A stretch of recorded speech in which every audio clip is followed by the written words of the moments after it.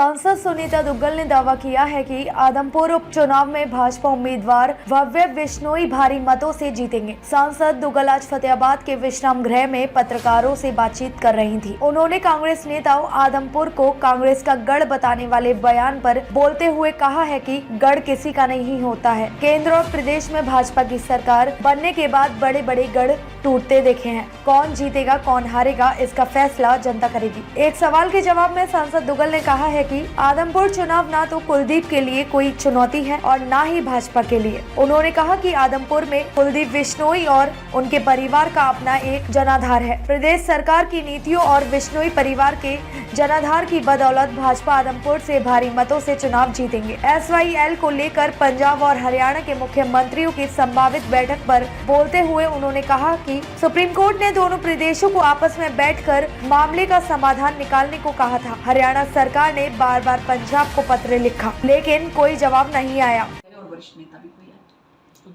आए ये बात कहना ही अपने आप में लोकतंत्र का अपमान है। क्या कोई कह सकता है कि ये हमारी सीट है? ये तो बच्चा बताया ये तो जनता निर्णय लेती है। ये तो जनता जो वोट करती है, ये तो जनता जनार्दन है। जनता जो है वही निर्णय करती है कि कौन ये सीट जीतेगा, कौन ये सीट नहीं जीतेगा। आपने देखा होगा बड़े बड़े गढ़ जो है वो ध्वस्त हो गए। तो इसलिए मुझे लगता है कि ये गलतफहमी में किसी को भी नहीं रहना चाहिए कि भाई ये सीट तो मेरी है। आपका काम सिर्फ जो आपको जिम्मेवारी मिली है जनप्रतिनिधि होने के नाते आप वो काम करें, लोगों के बीच में जाएं, लोगों की समस्याओं का समाधान करें। आप इतना कर सकते हो। उसके बाद ये जनता जनार्दन ने निर्णय लेना है कि किसको जिताना है या किसको नहीं जिताना।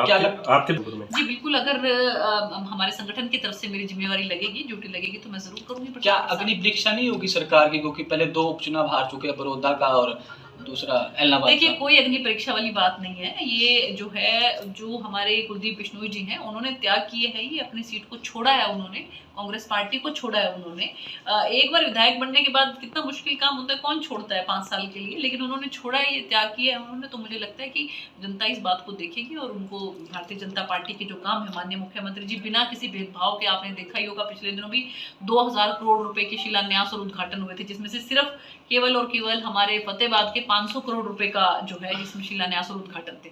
तो बिना किसी भेदभाव के वो काम करते हैं, मेहनत करते हैं। तो मुझे लगता है कि जनता उस चीज को देखेगी और जरूर इसका हमें फल देगी। किसानों के द्वारा कि जो कुछ विरोधी पार्टियां हैं वो किसानों का नाम लेकर, किसान बहुत खुश हैं इस इलाके में। किसानों को जितना मुआवजा और जितना इसके साथ साथ उनको बीमा में जितना पैसा इस एरिया में मिला है, मुझे नहीं लगता कि पूरे हिंदुस्तान के अंदर कहीं पर भी मिला होगा। मैं खुद जो है पिछले दिनों कालावली के गांव में गई थी, सूरतिया गांव में, और वहां पर एक किसान ने मुझे खुद बताया कि 2 लाख रुपया बहन जी मुझे मिला है। तो जब लाखों रुपया जो है किसान भाइयों के खाते में जा रहा है, तो ये कुछ लोग किसानों का नाम लेकर उनको बदनाम करने की कोशिश करते हैं, ऐसी कोई बात नहीं। 25 सितंबर की जो खासकर भूना की अगर हम बात करें तो मैंने 2 बार तो मेरा खुद वहां पर दौरा रहा है, और प्रशासन को पूरा मुस्तैद करने के बाद आप ये देखिए कि जो पूरे साल की बारिश है वो केवल 1 दिन के अंदर हो गई, तो प्रशासन के भी हाथ पांव फूल जाते हैं। और वो बिल्कुल जेन्युइन बात है ये कि अगर आपको उम्मीद ना हो कोई चीज़ इस तरह से हो जाए तो, लेकिन फिर भी प्रशासन का मैं बहुत इस बात को मैं उनको धन्यवाद करना चाहूँगी कि बड़ी मुस्तैदी के साथ जो है यहाँ के डिप्टी कमिश्नर ने भी और सभी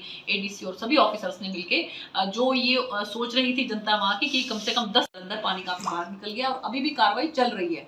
और पानी को भी निकालने के साथ साथ और भी कोशिश ये हो रही है कि वहाँ पर जो है पानी की व्यवस्था जो है वो भी दुरुस्त हो सके। किसान लगातार हुआ उसमें स्पेशल गिरदावरी के लिए माननीय मुख्यमंत्री जी ने कह दिया है, बल्कि जो जिनका नुकसान हुआ है उसके लिए भी माननीय मुख्यमंत्री जी ने कहा है कि उसका पूरा जो है प्रशासन देखे उसको कि कहाँ पर किसका कितना क्या नुकसान हुआ है, उसके हिसाब से जो है वो पोर्टल में भी उन्होंने कहा कि अपने अपने पोर्टल में आप डाल दीजिए, खासकर किसान भाइयों को। और मेरी फसल मेरा ब्यौरा के तहत भी पोर्टल में जो डाला हुआ है उसके तहत जिसका जो भी नुकसान होगा सरकार की तरफ से उसकी भरपाई। विरोध करने की बात कही जा रही है किसानों द्वारा। मैंने आपको जैसा पहले बताया है कि कुछ लोग किसान भाइयों का नाम लेकर जो है वो ऐसा काम कर रहे हैं। किसान भाई जो हैं वो बिल्कुल खुश हैं जिस तरह की हमारी सरकार ने उनको, चाहे मैं ये बात को मुआवजे की बात करूं, चाहे फसल बीमा के योजना के तहत उनको जो बीमा मिला है, जितना पैसा कांग्रेस का भी इस समय उनको याद है, 2-2 रुपए के चेक जब उनको मिलते थे, लाखों रुपया खुद जो है बिना हमारे कहे, मैंने आपको जैसे एग्जांपल बताया सूरतिया का कालावली के उसमें, तो एक किसान भाई खुद आगे चल गया, उसने बताया कि 2 लाख रुपया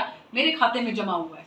तो जब हमारे बिना कहे किसान भाई ऐसे आगे आ रहे हैं और वो बता रहे हैं कि लाखों रुपया कैसे उनके खाते में जमा हो रहा है, तो हम कैसे कह सकते हैं कि किसान भाई नाराज हैं? किसान भाइयों की आड़ लेकर, किसान भाइयों का नाम लेकर उनको बदनाम करने की कोशिश की जा रही है, ऐसी कोई बात नहीं। ठीक है।